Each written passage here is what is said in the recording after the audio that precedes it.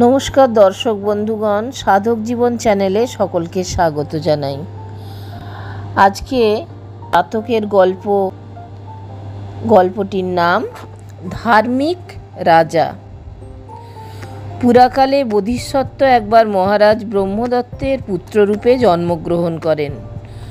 16 বছর বয়সে তক্ষশিলার পাঠ শেষ করে রাজ্যে ফিরে আসলে তিনি যুবরাজ হিসেবে বাবার রাজকার্য সাহায্য করেন। মহারাজের মৃত্যুর পর বোধিসত্ত্ব রাজা হলেন। ন্যায় ও নিষ্ঠার সঙ্গে তিনি রাজ্য চালাতে লাগলেন। একদিন একজন বিশিষ্ট রাজকর্মচারী একটি অপরাধ করে। রাজা বোধিসত্ত্বের কানে এই খবর যাওয়া মাত্রই বোধিসত্ত্ব ঘটনার সত্যতা যাচাই করে জানতে পারলেন যে লোকটি সত্যি সত্যি অপরাধ করেছে। তখন রাজা বোধিসত্ত্ব কর্মচারীটিকে নির্বাসন দিলেন। কর্মচারীটি দেশ ছেড়ে অন্য আরেক রাজ্যে গিয়ে সেই রাজ্যের রাজার কাছে আশ্রয় নিল এবং মনে মনে প্রতিজ্ঞা করল যেভাবেই হোক এই অপমানের প্রতিশোধ নিতেই হবে। রাজকর্মচারীটি প্রতিদিন রাজাকে কুবুদ্ধি দিতে থাকে। বলে, মহারাজ, আমি জানি উনি আপনার সঙ্গে যুদ্ধ করার জন্য তৈরি হচ্ছেন। মহারাজ জিজ্ঞেস করেন, আচ্ছা, সৈন্যবাহিনী কীরকম আছে?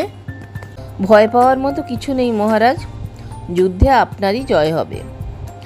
রাজা দু একবার পরীক্ষা করে বোধিসত্ত্বের মনোভাব জানবার চেষ্টা করলেন, কিন্তু তাতে কোনো রকম সাড়া পেলেন না।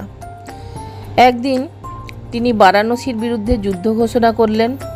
প্রধান সেনাপতির কানে এই খবর যাওয়া মাত্রই প্রধান সেনাপতি রাজাকে রাজ্য আক্রমণের কথা বললেন। এত বড় একটা সংবাদ শুনেও রাজা বোধিসত্ত্ব কিন্তু বিচলিত হলেন না। তিনি সমস্ত সৈন্যবাহিনী সহ অমাত্যবর্গকে যুদ্ধে বিরত থাকবার জন্য আদেশ দিলেন।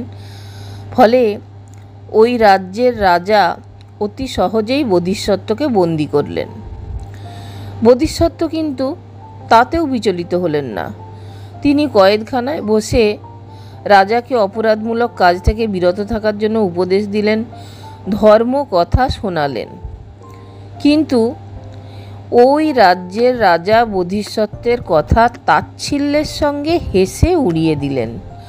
আর ঠিক সঙ্গে সঙ্গে রাজার গায়ে আগুন ধরে গেল। একজন রাজকর্মচারী বললেন, মহারাজ, ধার্মিক রাজাকে আক্রমণ করায় এই অবস্থা হয়েছে আপনার। রাজা সঙ্গে সঙ্গে বোধিসত্ত্বকে মুক্ত করে তার সঙ্গে বন্ধুত্ব করলেন এবং তাকে সসম্মানে তার রাজ্যে ফিরিয়ে দিলেন।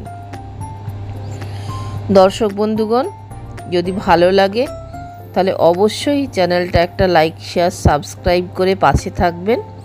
সকলকে অজস্র ধন্যবাদ চ্যানেলটা দেখবার জন্য। নমস্কার।